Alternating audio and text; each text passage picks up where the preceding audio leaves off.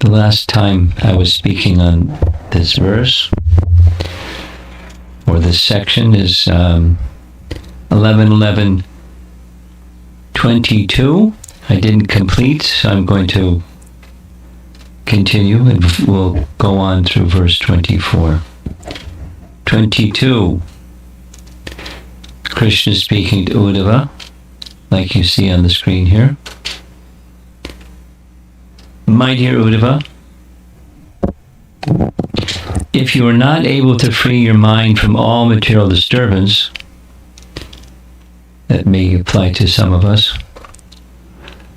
and thus absorb it completely on the spiritual platform, then perform all your activities as an offering to me without trying to enjoy the fruits. Sounds familiar, right? Chapter 12, Bhagavad Gita. The topmost, and if you can't do that, do this. If you can't do that, do. So it's just a karma yoga message.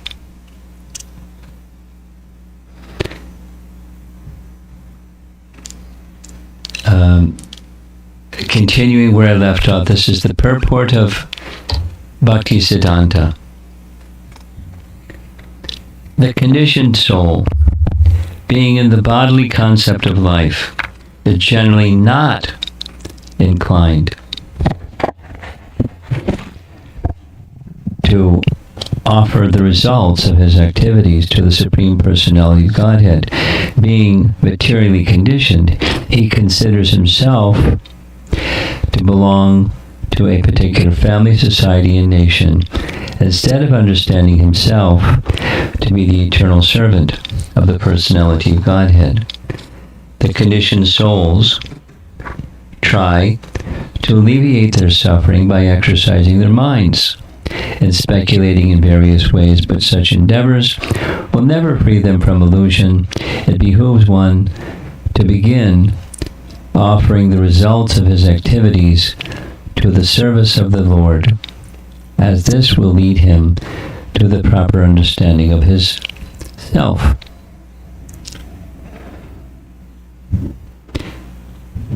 Bhaktisiddhanta's gloss, or paraphrasing summary of Vishwanath Chakravarti Thakur's commentary. If one offers the results of all activities to Lord Krishna, one will gradually become detached from the false egoistic conception of life. When the mind becomes purified by such detachment, transcendental knowledge becomes manifest within the heart. Can you turn the volume up just a little bit? I will. Turn the volume up just a little bit. When the mind remains absorbed in transcendental understanding, it can come to the spiritual platform as described in Bhagavad Gita 18:54. Brahmabhuta prasanatma nasochati nakangsati samuk sarveshu bhuteshu mad bhaktim labate param. One who is thus transcendentally situated at once realizes the Supreme Brahman. He never laments, nor desires to have anything. He is equally disposed to every living entity. In that state he attains pure devotional service unto me. So this detachment from and offering the fruits of one's work is preliminary. It's a step. It is not difficult to understand the preliminary teachings of the Lord, which stress the distinction between matter and spirit, between the living entity and his material body. When one surpasses the stage of simple self-realization and begins meditation upon the Supreme Personality of Godhead and rendering service unto him, he can enter into a personal relationship with the absolute truth. Such a revival of one's dormant love for God dispels all traces of illusion, whereby one thinks that this world is ultimate reality. by experiencing the reality of one's relationship with the Supreme Lord, one automatically becomes detached from mundane society, friendship, and love. Paragraph. Ultimately, such rendering of devotional service enables one to go back home, back to Godhead, and thus personally associate with the Lord.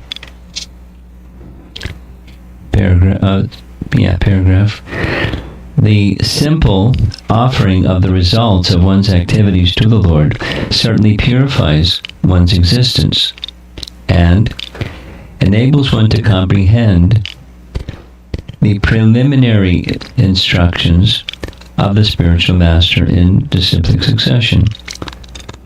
Still, if one truly aspires to fix his mind in the service of the Lord, then he should associate with pure devotees of the Lord and render regulated service in association. Nice. So now here is Vishwanath Chakravarti Thakur's actual commentary. The antakarana becomes purified by nishkam karma offered to me. Antakarana is not a phrase that Prabhupada often used, but our acharyas, one in particular, Vishwanath, likes to use it. Anta means within, and karana means cause. So the antakarana is essentially the subtle body, but even more specifically the mind, or even more specifically its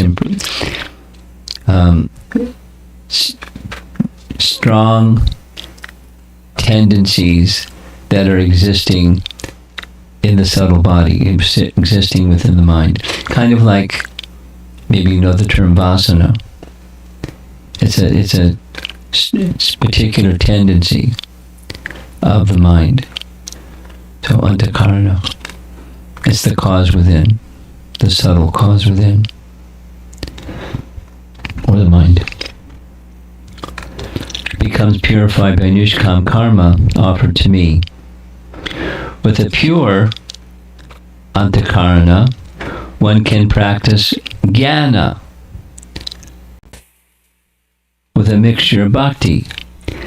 And that was what was in the first 4.5 chapters. Jnana mishra bhakti. So, Gyan mixed with bhakti, or bhakti mixed with Gyan.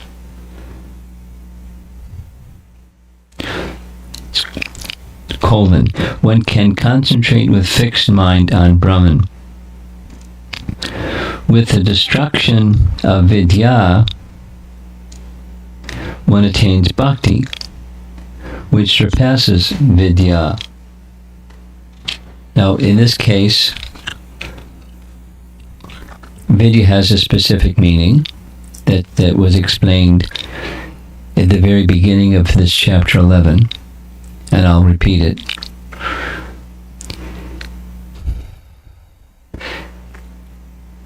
Chapter 10 begins with a response to a question that Uddhava asked at the end of chapter 10. 11 begins from the question in chapter 10.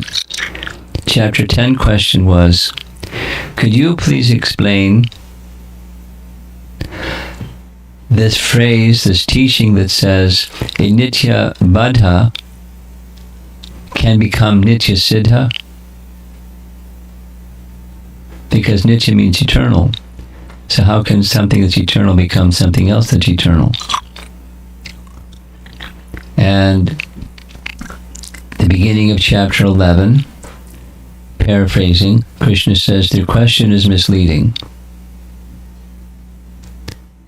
And the reason it is because, like me, the soul is pure.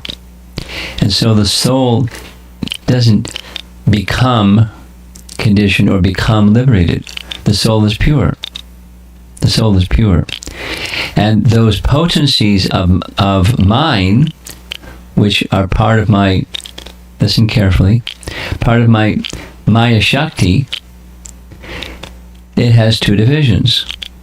What are those two divisions? Vidya and Avidya Shaktis. But they're from Maya Shakti. So one may become conditioned. One may become liberated. But one becomes conditioned, becomes liberated by the force of Avidya Shakti and Vidya Shakti. But that Vidya Shakti, that's from my Maya Shakti, that's an upadhi. It's a designation. It's not what the soul really is. What's the soul really? The soul is really pure. Part of me, who am pure. So as I'm not to become liberated, the soul doesn't become liberated. The soul is pure. Then comes this, it's not word jugglery, it's just different than Maya Shakti. What's the other Shakti? It's the spiritual Shakti. With different names. The Antaranga Shakti, the internal potency. And that internal potency also has inherent within it a sub-potency of knowledge. Sat Chit Ananda. And the Chit potency is a knowledge potency. So what's being said here is knowledge standing alone, minus bhakti, without the fullness or fortification of bhakti, Maya standing alone, even if it mixes a little bit with bhakti, it's still in this Vidya Shakti position. It's now bhakti is pure, as the soul is pure. And knowledge can be mixed, or can be also of the pure nature. So it's making this, it's a subtle distinction, but it's a difference between conditioned life and liberated life. So to go from knowledge and detachment, when one becomes fully understanding of one's spiritual identity, that's the Brahmabhuta stage, where you're fully identifying yourself with Brahman, Brahmabhuta, and not even a touch of the misidentification part. Prasanatma nasochati nakangsati, etc. Mad bhaktim labhate param. Pure devotional service begins. So what's before pure devotional service? It's mixed. And one of the categories of mixed is what this whole section so far has been discussing. Mixed devotion is knowledge mixed with bhakti. This Maya Shakti, Vidya, or knowledge mixed with.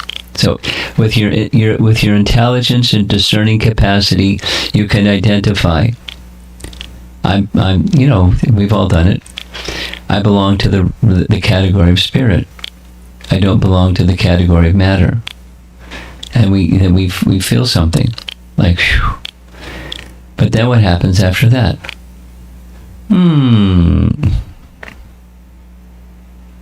Back again. The Avidya Shakti does its thing.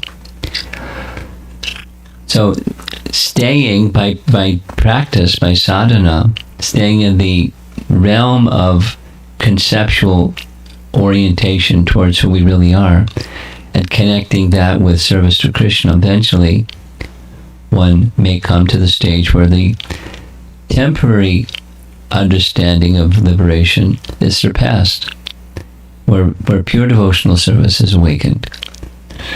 That this is a graduate study of what's in Bhagavad Gita, which is the undergraduate study.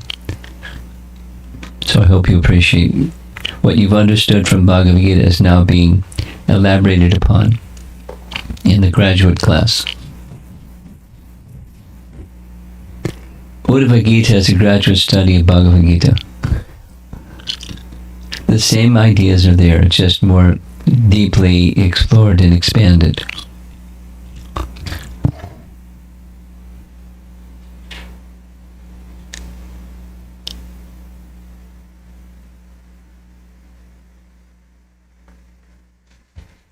Where are we?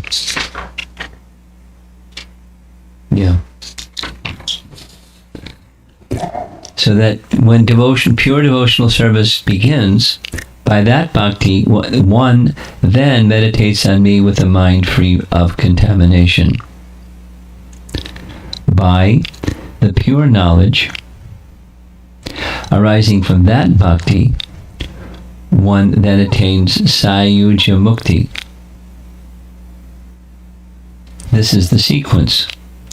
If someone cannot ascend to the fourth stage of concentrating on Brahman with fixed mind, inferring impurity of the Antakarana, one should again perform Nishkam Karma offered to me for purification. He speaks to Uddhava. One should offer all karmas, daily, periodic, and those for renounced persons to me.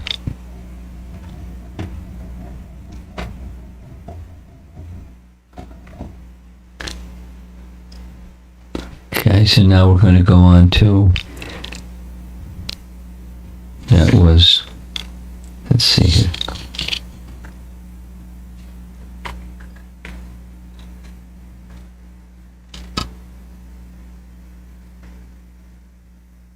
Yeah, here's some additional references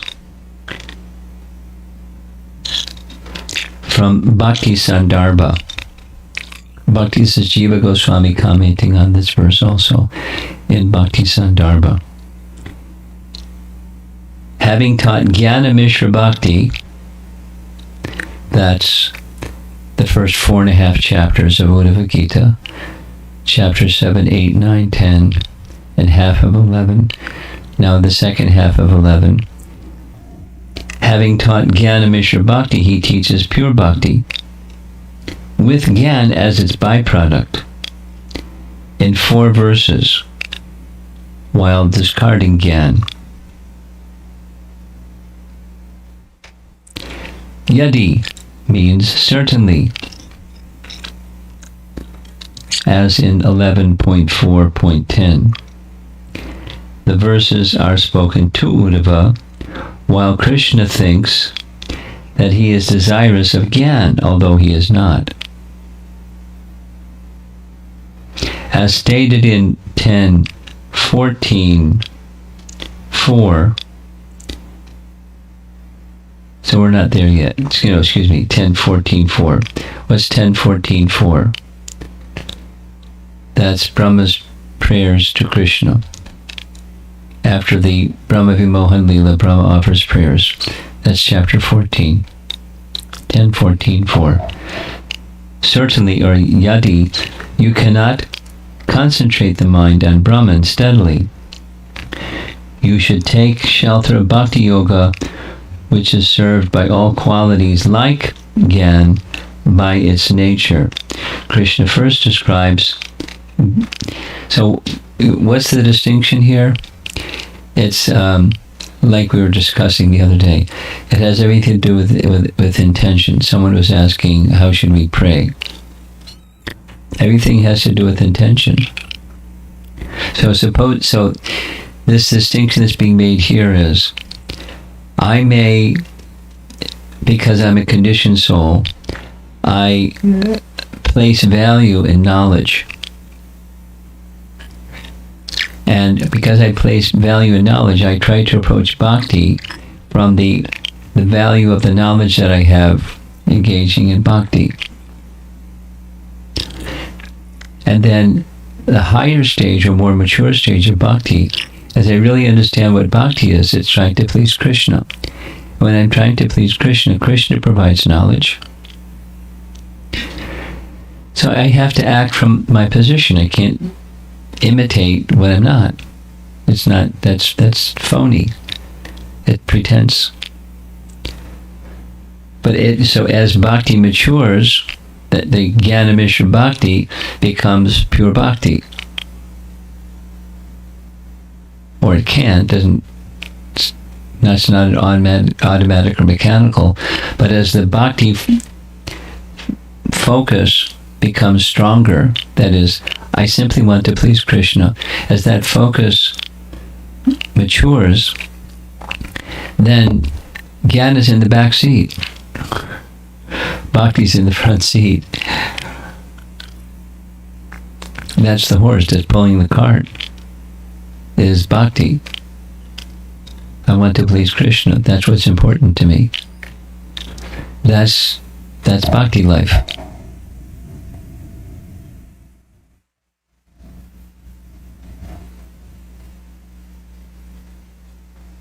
You should take shelter of bhakti yoga, which is served by all qualities like Gyan, by its nature.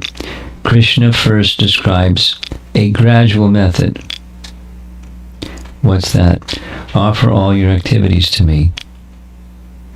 If, because of lack of strength of previous bhakti, one desires Brahma Gyan, but the mind cannot concentrate on Brahman, then one should offer one's action to the Lord without other desires, because that's going to purify the mind. Very interesting, very, very, very, very interesting science. Now here's a reference to this verse found in the next chapter, chapter 12, 11, Canto 11, chapter 12, text 16. Uddhava's responding, O Lord of all masters of mystic power, I have heard your words, but the doubt in my heart does not go away. Thus my mind is bewildered. So he's speaking like he's one of us. Like the words are nice, but it's not going in.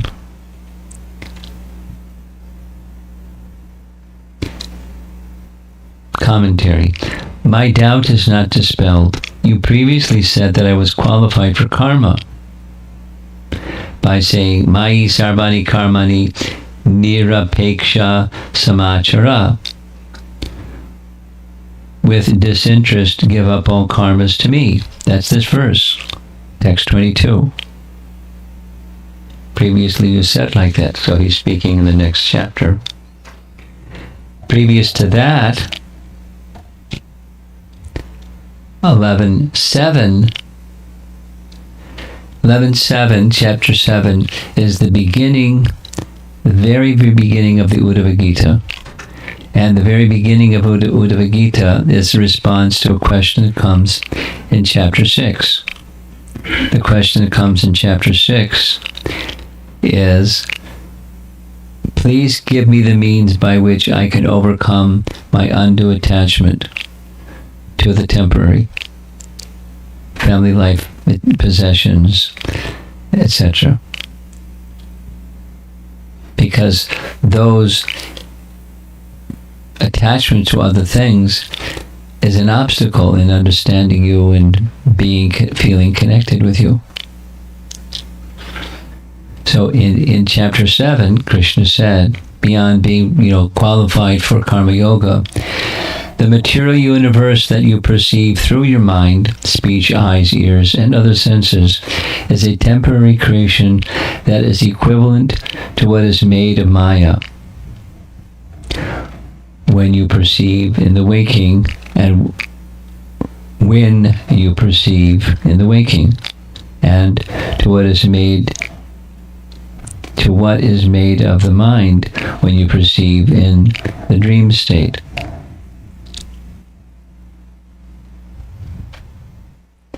Similarly, therefore, bringing all your senses under control and thus subduing the mind, you should see the entire world as the object of enjoyment for the jivas, expanded everywhere, and you should also see the jivas controlled by me, Paramatma. Now he's going to explain. By these verses, you have told me to practice Gyan. Now you give me qualification for bhakti by saying, surrender to me. I do not understand. And later you will give me qualification for karma again. Uddhava uses crooked words arising from Sakya Rasa. That's it. And so now is again Bhakti Sandarbha. This is another section.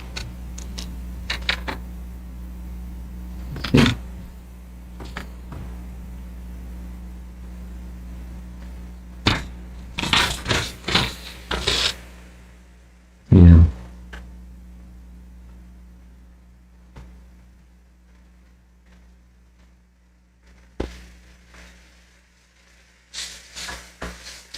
Bhakti Sandarbha Anuchhed 71. It's still on the same topic. After thus describing devotional service mixed with impersonal knowledge, that's all that previous section, the 4.5 chapters.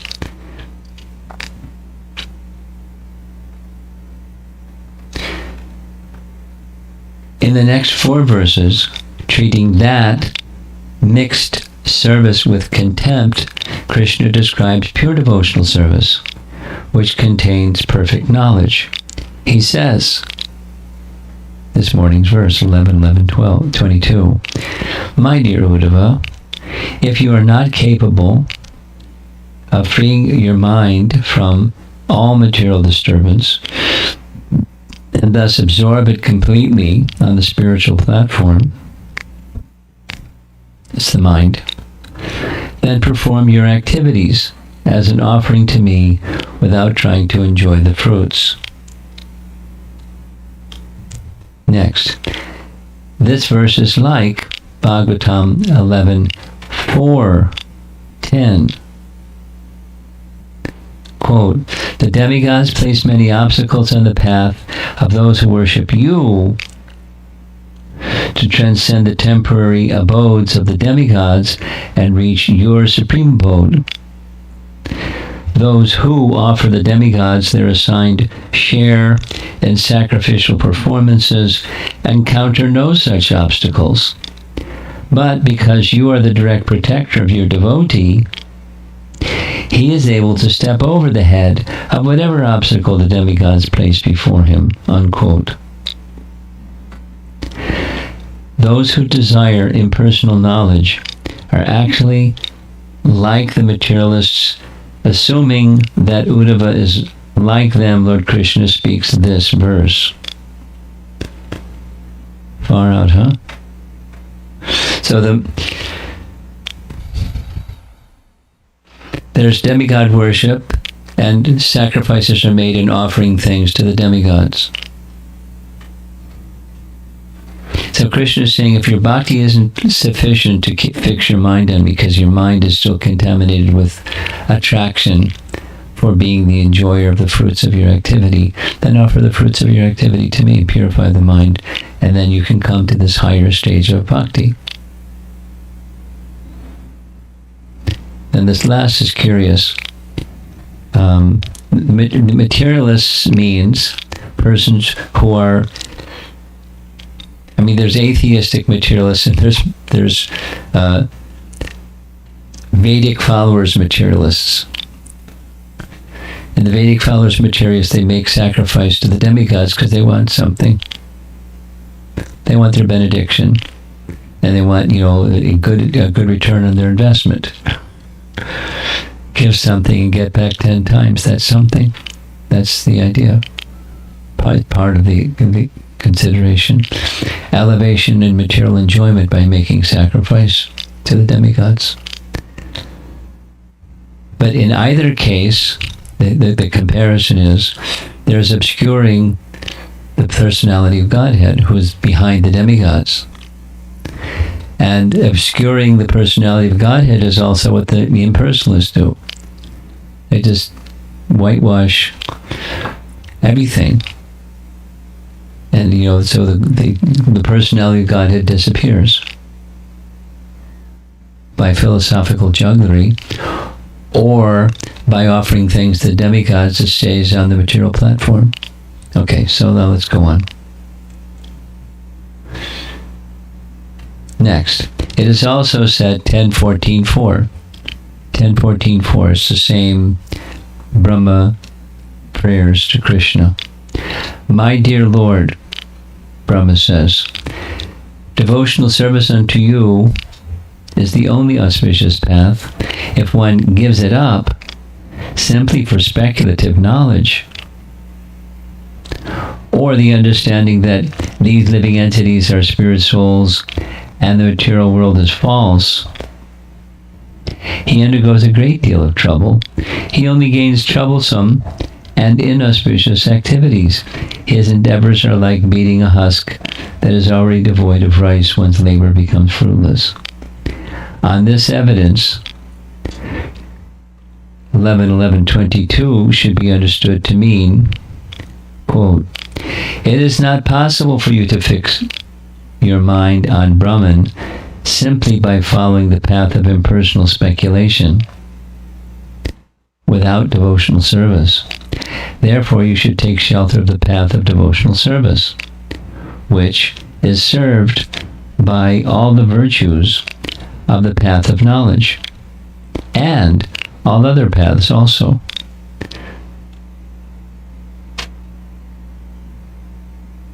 Then the Lord explains how to ascend the stairway of devotional service. He says, "Perform all your activities as an offering to me." This verse may also be interpreted to mean, quote, "If because in your previous births you had not engaged in devotional service, you wish to understand impersonal Brahman, and you're not able to fix your mind on Brahman, then perform all your activities as an offering to me."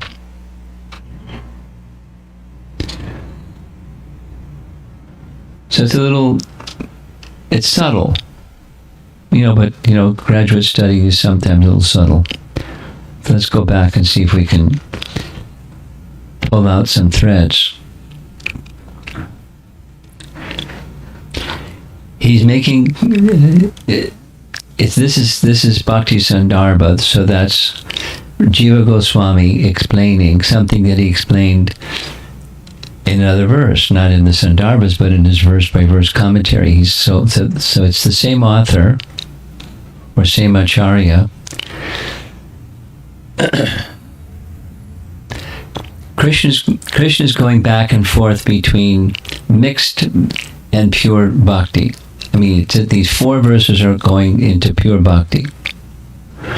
And the mixed helps one get to the pure. And if that's where you are, that's where you are. You're in the mixed. And you're using or deploying or cultivating knowledge to help you get a good footing in bhakti. So that's pretty much where we are. We're not pure devotees yet, but we're aspiring and we're using knowledge. So he's helping Uddhava get there. So now, twice he's made this reference.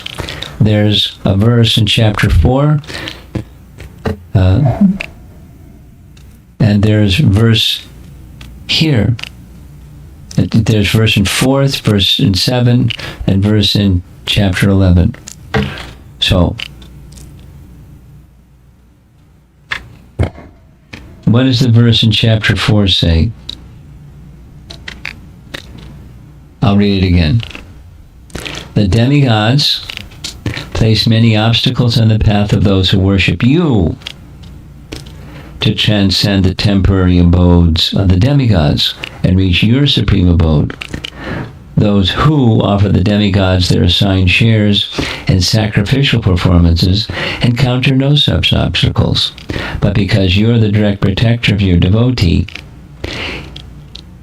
that worshipper is able to step over the head of whatever obstacles the demigods place before you."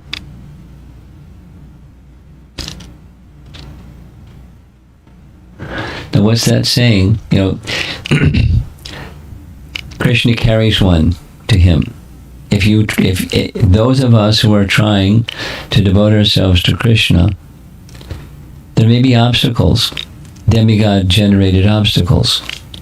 Krishna will carry you on the other side of those obstacles. Stay devoted to him.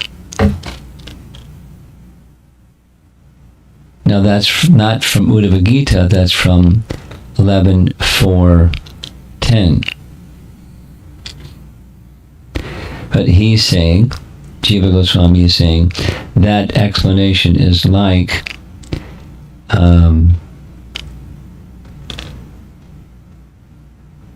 the material disturbances.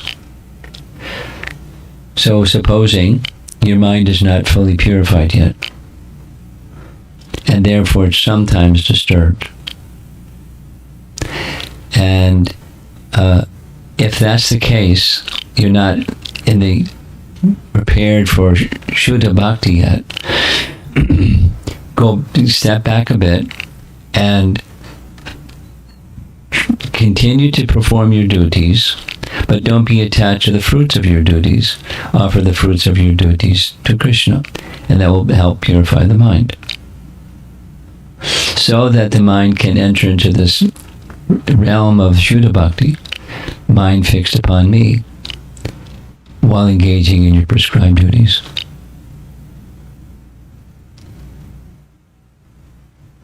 And that's where pure devotional service begins.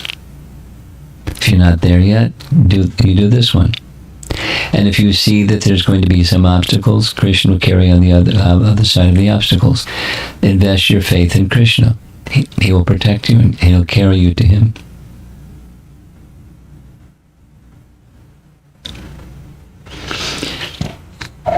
On this evidence, Bhagavatam this verse should be understood to mean it is not possible for you to fix your mind on Brahman. That's going back to the not yet on the even personal stage of bhakti. Just fix your mind on Brahman.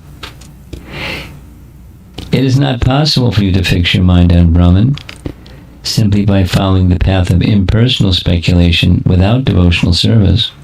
Therefore, you should take shelter of the path of devotional service, which is served by all the virtues of the path of knowledge and all other paths also.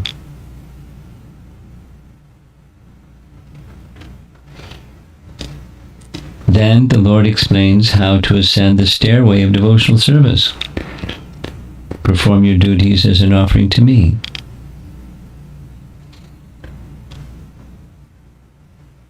Clear? So now let's take a look at the screen.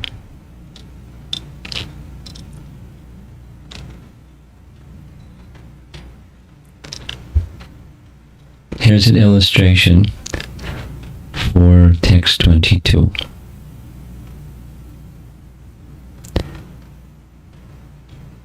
Now what's in the image are in that japa beads, Srimad Bhagavatam, deity forms. There's Prabhupada in the lower right. There's a mridanga.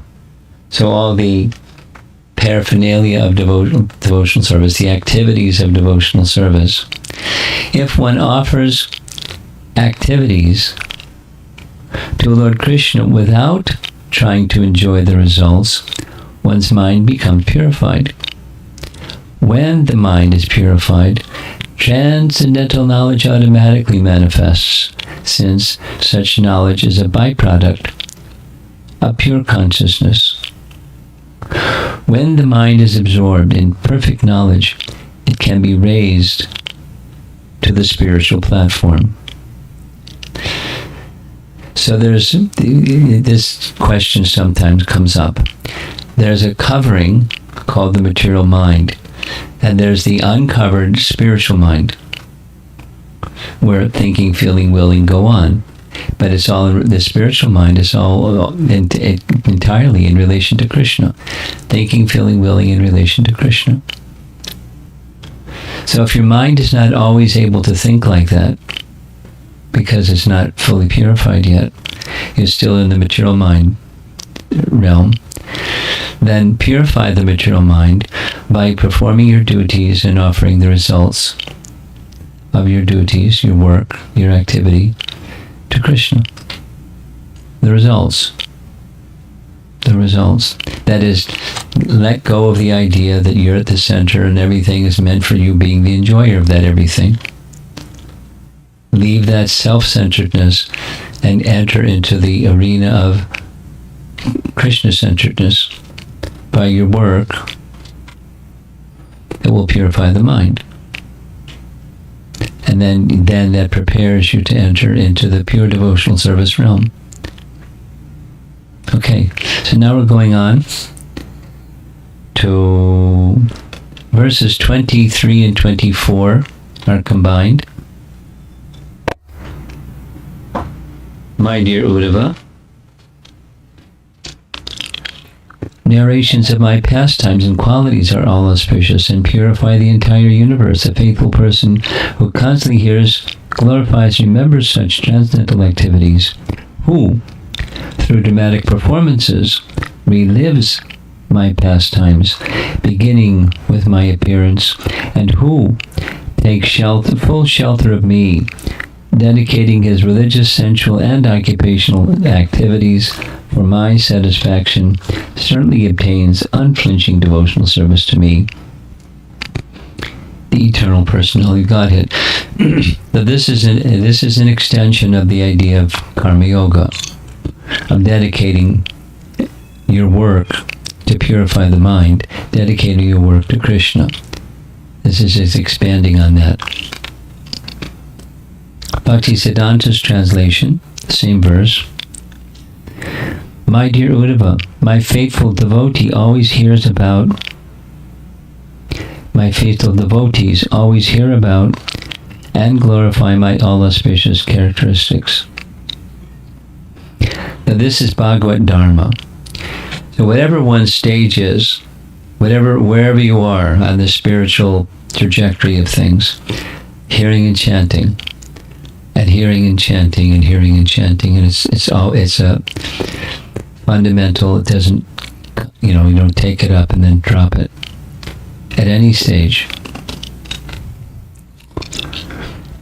They meditate on me and enact my pastimes through dramatic performances, thus taking full shelter of me. They cultivate religiosity, economic development, and sense gratification only in relation to me, and in this way attain pure devotional service to me, the Supreme Personality of Godhead.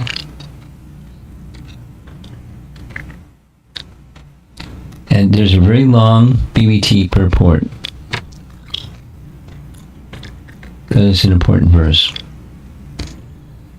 Those who have faith only in the impersonal, effulgent aspect of the Supreme Lord, and those who have faith only in the localized supersoul, the perfect object of mystic meditation, located in the heart of every living entity, are considered to be limited and imperfect in their transcendental realization.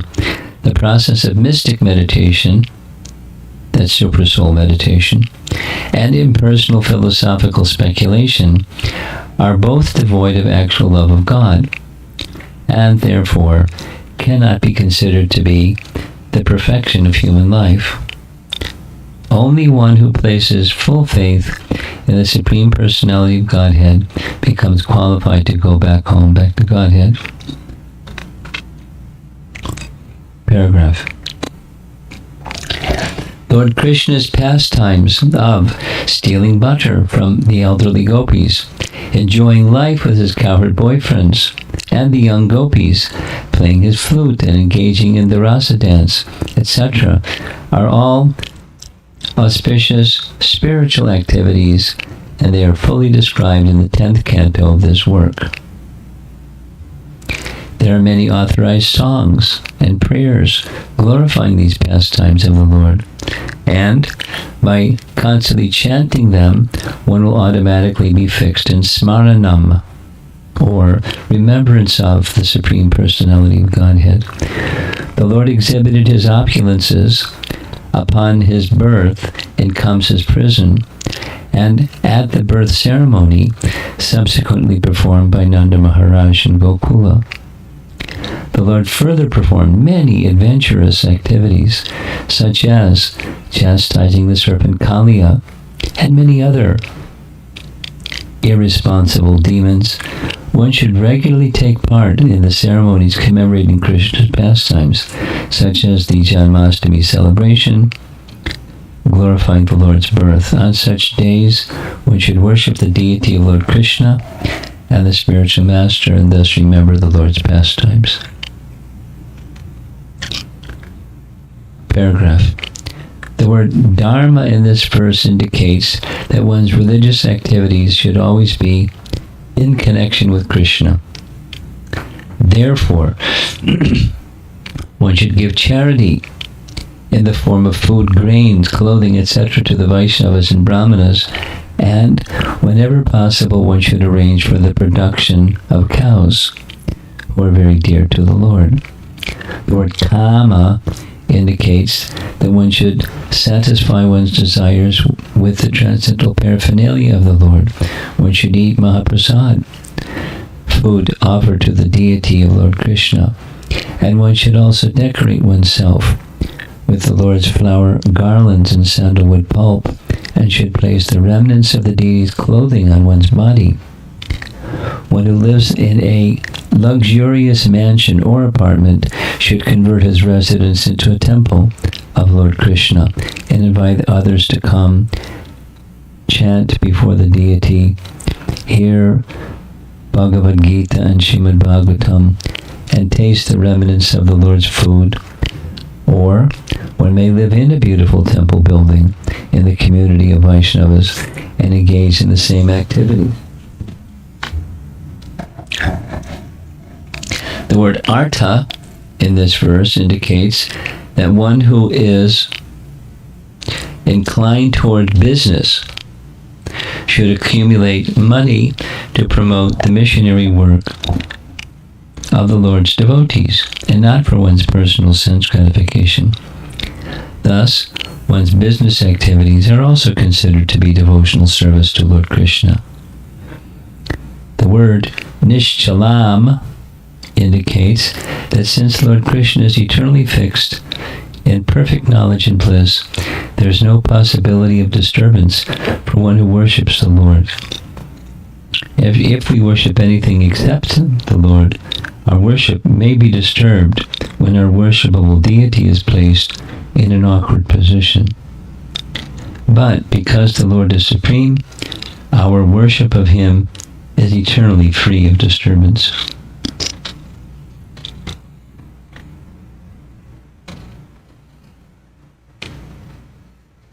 Paragraph.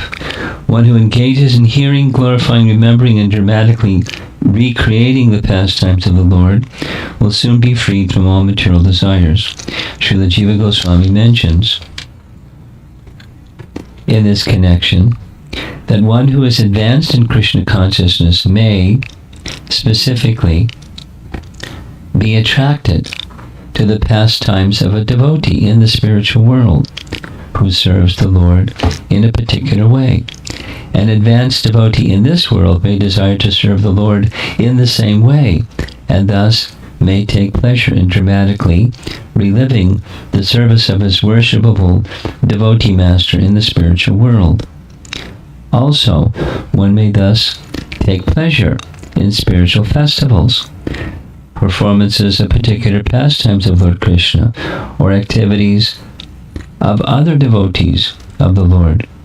In this way, one can continually increase one's faith in the personality of Godhead. Those who have no desire to hear, glorify, or remember the transcendental activities of the Lord are certainly materially polluted and never achieve the highest perfection. Such persons produce no eternal benefit. The real meaning of religion is to constantly serve the Supreme Personality of Godhead, whose form is eternal, full of bliss and knowledge. One who has taken full shelter of the Lord is completely uninterested in impersonal speculations about the nature of God and uses his time to advance more and more in the ultimate bliss of pure devotional service.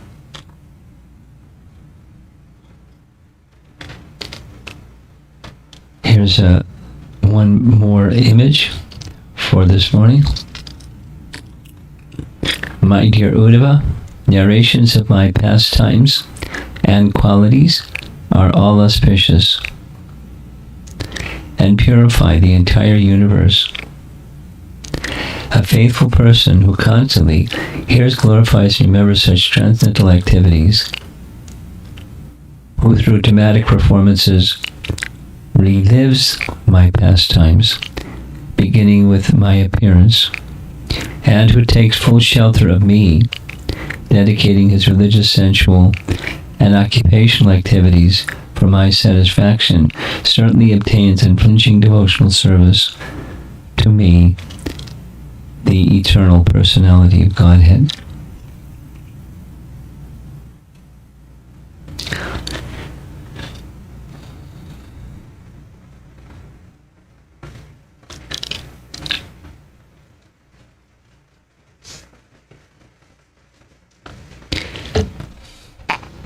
A real strong foundation is being established.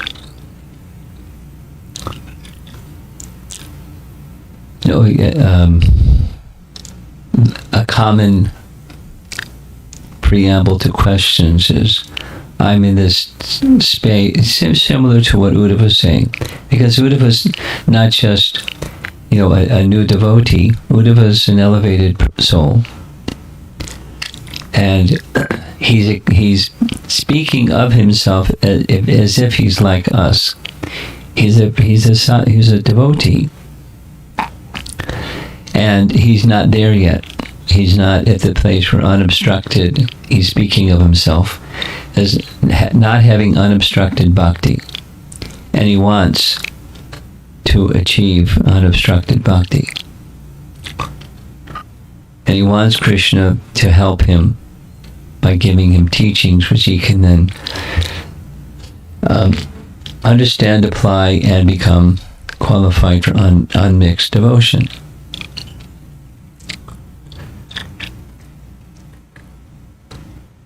Overall, that's like Rupa Goswami's definition of bhakti. You all know the verse. Kanyabhilasha shunyam jnana karma janavritam anukulyena krishna anushilanam bhaktir uttama. Uttama means topmost. So bhakti is pure. And there may be things mixed in with that which is pure, but bhakti doesn't become contaminated. Bhakti is pure. Just like this whole discussion about Krishna is pure, the soul is pure, and bhakti is pure. But so we're not there yet in experiencing pure bhakti, because we've got affinity for other things besides pure bhakti. We have some affinity for pure bhakti, and we have a very strong degree of conditioning for other things. So these are teachings, the how-to questions are provided answers in this section. At least, the roadmap, and then you have to travel following the roadmap. There's, like in our discussion yesterday, there's things that we have to do, but we need instructions. What's the conclusion of this journey, and what are the steps to get there, to the conclusion of the journey, to unmixed devotional service. So keeping it really simple, because there's lots of understandings and subtle points.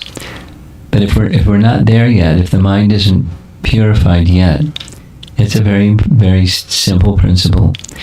That is, continue with your activities and be conscious that you're not meant to be the enjoyer of the fruits of those activities, but those fruits of activities are meant to be offered to Krishna for his enjoyment. The obstacle is the mind is not pure, but the result is the mind becomes pure. So we also say the same thing with chanting, Chaitadarpana Marjanam. So we combine chanting with purifying the mind through our occupational duties, or whatever our duties are. Nishkam karma, activities performed without the aspiration to be the enjoyer. And that's still at the karma yoga level, but it's meant to elevate us to the pure devotional service platform.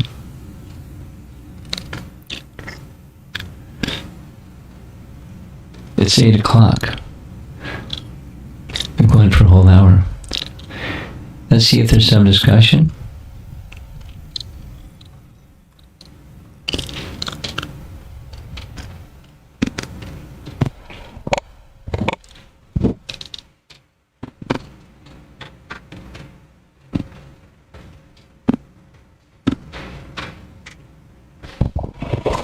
Hare Krishna Maharaj, please accept my humble obeisances. All glories to Srila Prabhupada Maharaj. So Maharaj, this Nishchalam is indicated here. So is there any relation between Nishchalam and Niskam karma? Well, you know what Nishkam karma is. Yeah. Yes? Yes.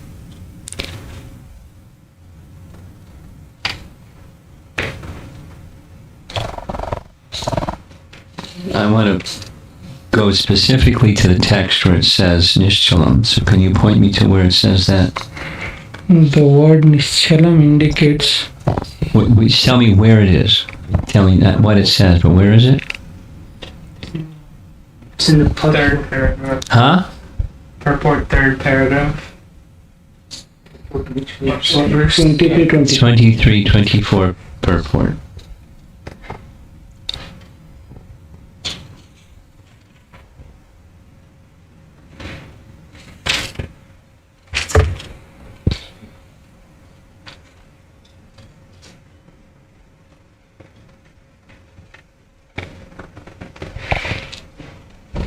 Third paragraph? There it is.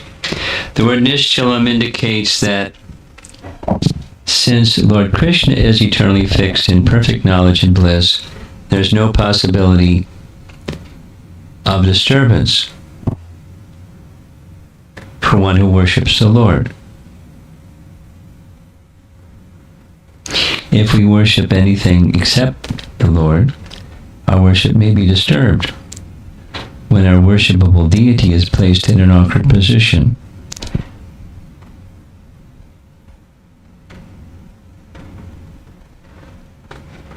So let's go back to the verse. Nishchalam in the word for word is without deviation.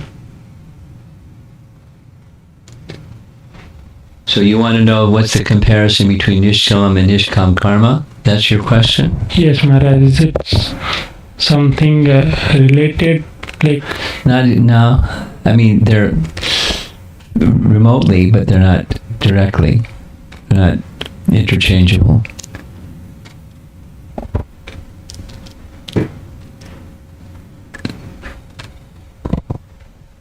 And you want to know, so Nishchalam without deviation. The focus in Nishchalam is the object upon which you're, working for or dedicating yourself to, without deviation. Chala and Nishchala. Chala is flickering, Nishchala, non-flickering. Mame kam sharanam, like that. So it's the dedication to Krishna without deviation, without time or circumstance, or no other object can replace that one. But persons that don't have that, they have, the intelligence or purpose that's many-branched. Right? You know that verse, 241 Bhagavad Gita? No, it's second. Huh? Yeah. Could you speak a little louder so I know what you're... I know the meaning of the verse, Maharaj, but not... Brahmabhuta Prasanatma. Excuse me. Huh? Yeah. Vyavasayatmika buddhi ekeha kurunandana. That's Nishchalam.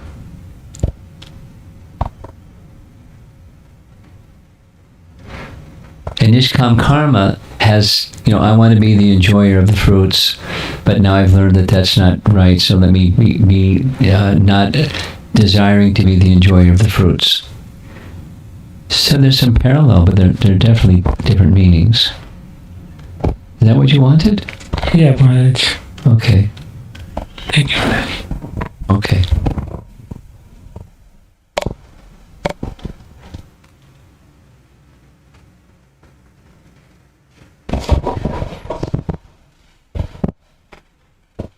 Hare Krishna Guru Maharaj. So, Maharaj, the affinity of other things, attraction, and there are offenses which we also do while I think we hear from the scriptures, and our acharyas are heavy on the demigod worship and the impersonal philosophy on it. People who do have impersonal, but I think as a person to understand those, and then when we are talking to other people, we might offend demigods and the impersonalists. So those are also considered as an offenses for our lack of bhakti.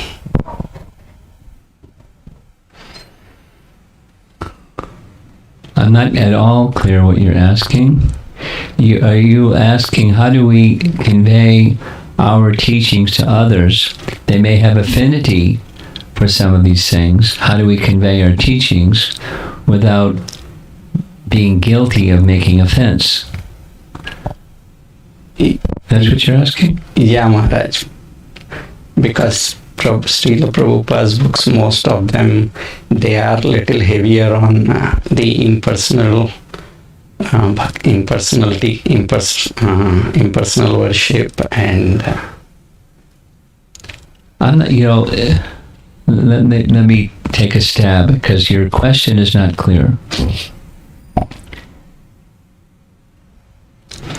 When Prabhupada, or we as his followers, speak about the teaching, we're not attacking the person.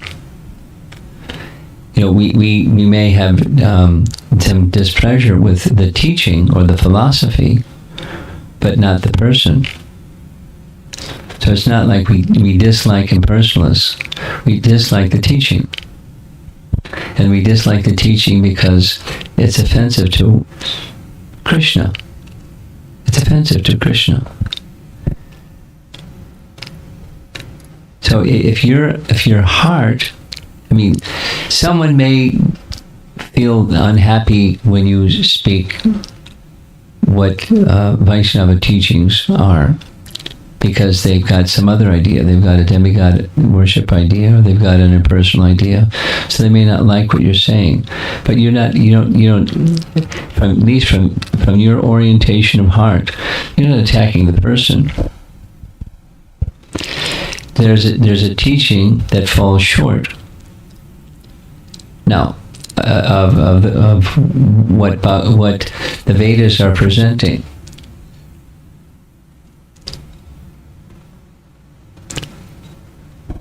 Now, Prabhupada wasn't so strong, wasn't as strong in speaking about worshippers of the demigods, but he did say what Krishna says.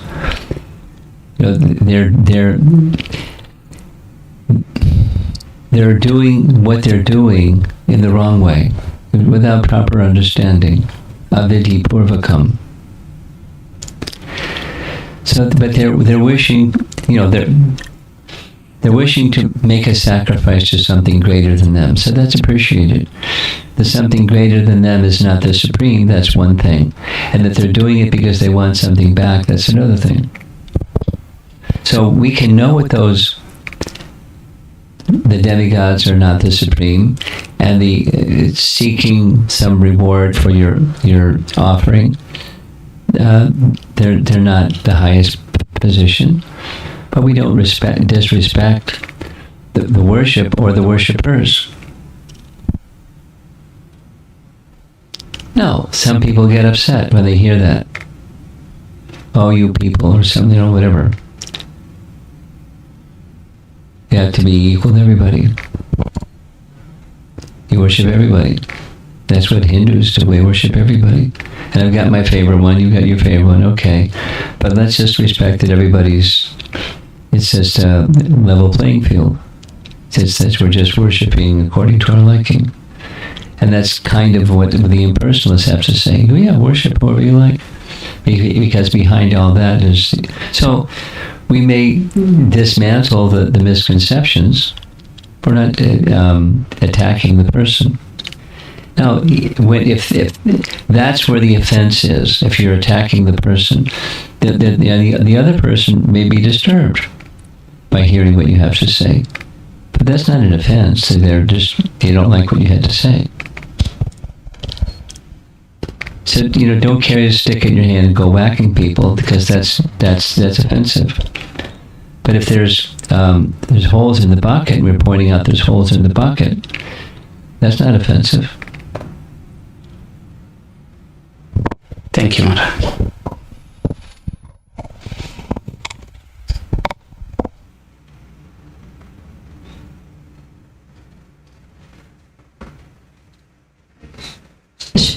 So I have a question from previous section, if it is okay. So it is when we talked about the soul is eternally liberated or eternally conditioned. Yeah. I think you mentioned those as the designations, but not actually soul is pure. Yes, I mentioned that.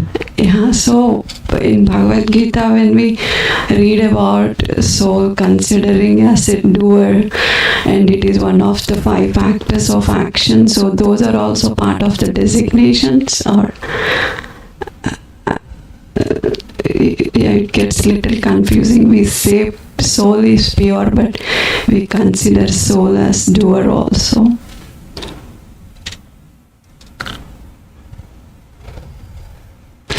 Well, is Krishna pure? Yeah. And he's the doer and he's the non-doer. So is he pure or is he not? Are you confused? Is Krishna pure? Yes. Is he the non-doer and is he also the doer? That's a contradiction. He does through the agency of his potencies. He's the doer, but he's a non-doer. There's a Sanskrit word, vikara, means transformation. Krishna doesn't become transformed. His potencies become transformed. To his potencies, things are being done. In that sense, he's the doer. That's that whole section of Bhagavad Gita. The 4 Chaturvarna Maya Shrishtam Guna Karma Vibhagasha Shrishtam. He's the Shrishta. He's created. Yet I'm the non-doer. It's by his energies that there's different categories of varna, work. So now we'll go to living entity. Is living entity pure or not? Living entity is Krishna's word, so we don't have to doubt Krishna's word. Living entity is pure, of the same quality, like gold is gold. But gold can be mixed. So when the soul is in a state of covered consciousness, the soul is making some endeavors to try to enjoy. And when there's material activity, it's because there's a living entity endeavoring to enjoy. He can't endeavor to enjoy without ultimately the supersoul sanction. But he is the creator of activity in the sense that he's endeavoring to be an enjoyer. But that's the designation part, because it's not his real identity. He's pure. But endeavoring to be an enjoyer, he's crossed over his real identity and into the Maya identity, the illusory identity. I'm the doer. And when one is in that consciousness, he's one of the factors of action. Like we're assembled here hearing the morning class. To get here, there was some endeavor.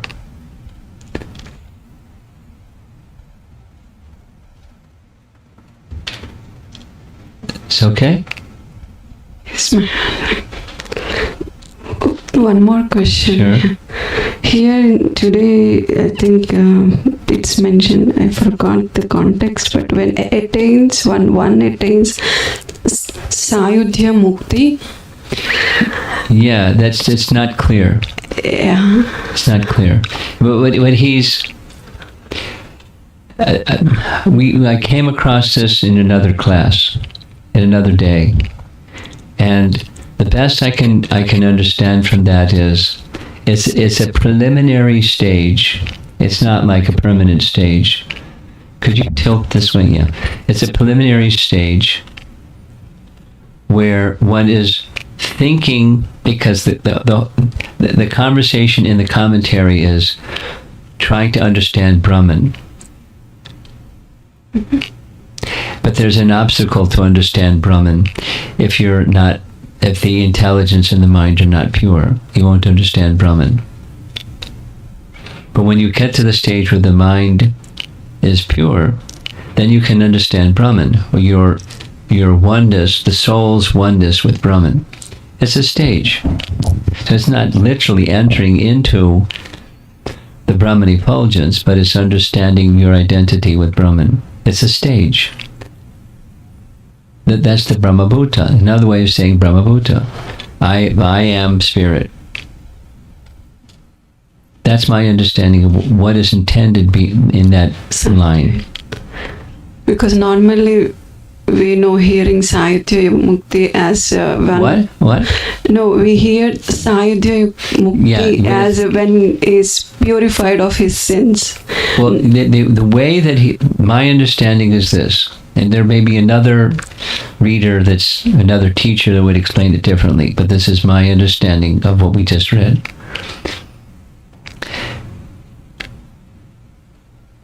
Brahmabhuta, or self-realization, or understanding my identity is not matter, but spirit. That's what's being referred to by this term. By this term, yeah. It's not literally merging, but it's an understanding of my identity when the mind and intelligence have become purified by proper processes. Normally we don't use that term, Sayuja Mukti, in that way I just described. It literally means, here I go, I'm merging into the effulgence of the Supreme Lord. That's normally, it's a stage of liberation. But it can be another way, a stage of liberation, where I'm no longer identifying with matter. I'm fully Brahmabhuta. I'm fully understanding who I am. I have a body and have a mind, but it's not who I am. So when one is in that stage, one may call that Sayuja, or a state of oneness with Brahman.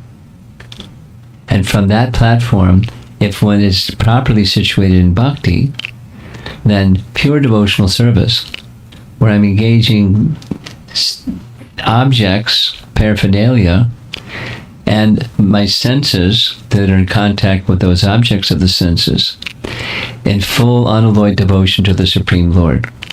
Pure bhakti. So that's not Sayuja in the way that we normally hear Sayuja, but it's a purified state of consciousness. Now that's my understanding of what he intends to say, or what he's written here. It's the no longer in contact with the material conception of life and functioning consistently on that platform.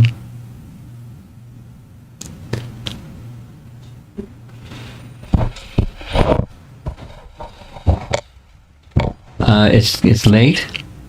It's 20 after. I'd like to end. If that's okay. Thank you very much. Prabhupada Ki. Jai. Yeah.